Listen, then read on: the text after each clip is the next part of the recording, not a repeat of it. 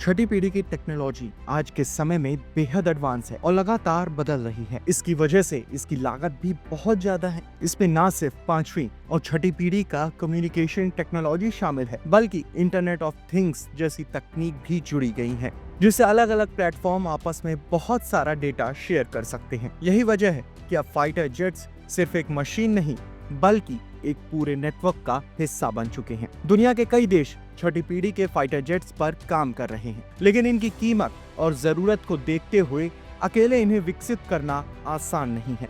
इसलिए अब कई देश मिलकर ग्रुप बना रहे हैं, जैसे अमेरिका का F-35 प्रोग्राम था। इसी सोच के साथ global combat air programme GCAP की शुरुआत हुई, जिसमें इटली, जापान और यूके की कंपनियां साथ मिलकर काम कर रही हैं। भारत अभी भी अपने पांचवें पीढ़ी के फाइटर जेट्स AMCA पर ही संघर्ष कर रहा है, जबकि कुछ एक्सपर्ट्स मानते हैं कि भारत को भी GCAP जैसे प्रोजेक्ट्स में शामिल होने के बारे में सोचना चाहिए। पांचवी पीढ़ी के फाइटर जेट्स की क्या खासियतें हैं?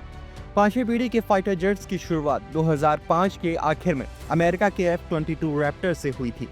इन जेट्स की सबसे बड़ी ताकत है इनकी स्टेल्थ टेक्नोलॉजी, जिससे दुश्मन की नजरों से छुपे रहते हैं। इनमें AESA रडार और IRST जैसी तकनीकें होती हैं, जो पायलट को 360 डिग्री की पूरी जानकारी देती हैं।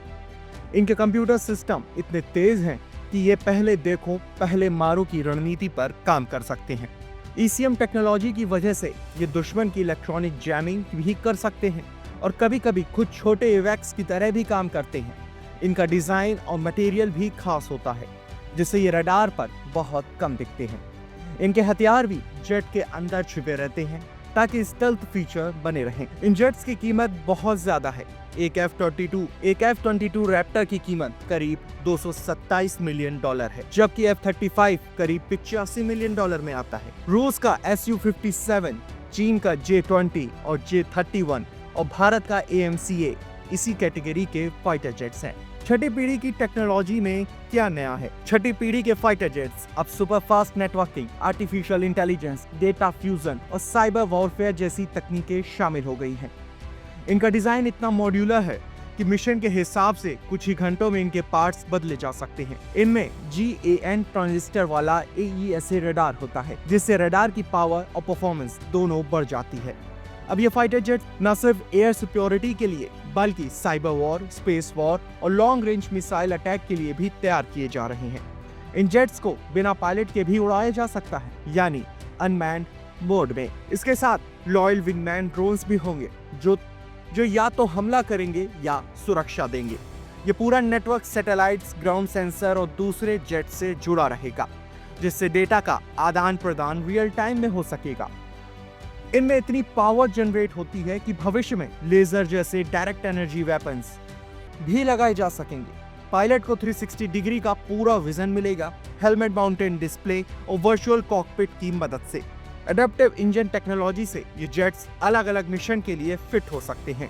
GCAP 3 देशों का साझा सपना। GCAP यानी global combat air programme Italy, Japan और यूके का साझा प्रोजेक्ट है, जिनमें 2040 के बाद माहौल को ध्यान में रखते हुए फाइटर जेट तैयार किया जा रहा है। इनमें नए हथियार, एडवांस कम्युनिकेशन और कंट्रोल सिस्टम, AI आधारित सेंसर और डायरेक्ट एनर्जी वेपन जैसी तकनीकें शामिल होंगी। ये प्लेन बिना फ्यूल भरे कम से कम 50 किलोमीटर उड़ सकेगा। साथ ही इसमें ओपन आर्किटेक्चर होगा, ताकि भविष्य में नई टेक्नोलॉजी आसानी से जोड़ी जा सके। GCAP को नेटो ने नए ACE एजाइल कॉम्बैट एम्प्लॉयमेंट सिद्धांत के हिसाब से भी बनाया जा रहा है, ताकि इसे जल्द से कहीं भी तैनात किया जा सके। भारत के लिए इसमें क्या चुनौतियां हैं और क्या हो सकते हैं मौके? भारत का AMCA प्रोजेक्ट भी विकास की दौर में है और इसमें engine, AESA radar, electronic warfare system, modern हथियार और AI जैसी तकनीकों पर काफी काम बाकी है। चीन के पास पहले से ही 200 से ज्यादा J-20 फाइटर हैं और वह 2035 तक 1000 J-20 बनाने का लक्ष्य लेकर चल रहा है। भारत को भी अब पांचवी पीढ़ी के साथ साथ छठी पीढ़ी की टेक्नोलॉजी पर भी काम करना शुरू करना होगा। अकेले करना मुश्किल है, इसलिए भारत को सोचना होगा कि क्या वो GCAP या फ्रांस के FCAS प्रोग्राम का हिस्सा बने। साझा प्रोजेक्ट्स में खर्च और रिस्क दोनों बांटने का फायदा होता है, लेकिन हर कदम सोच समझ कर उठाना जरूरी है। इस तरह की और वीडियोस देखने के लिए हमारे YouTube चैनल को सब्सक्राइब करें, बेल आइकन दबाना ना भूलें। यदि आप हमारा ये वीडियो Facebook पर देख रहे हैं तो पेज को लाइक और फॉलो जरूर करें।